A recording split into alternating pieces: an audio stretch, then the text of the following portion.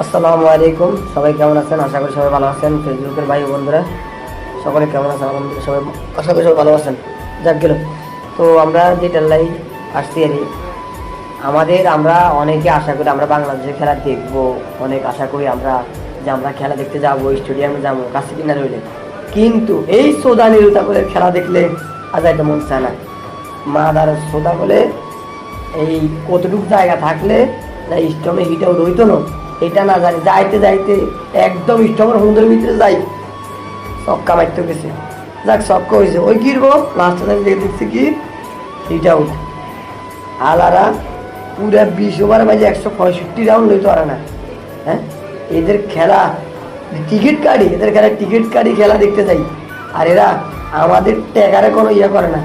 এগুলো তো নিঃস্বাধীনভাবে খেলা, আইলেও বেতন চলে, না আইলেও বেতন চলে, জিতলেও বেতন চলে, না জিতলেও বেতন চলে। আর আমরা এই যে 1000 টাকা দিয়ে 500 টাকা দিয়ে টিকিট কাটি যাই, ওগুলো খেলা চাই।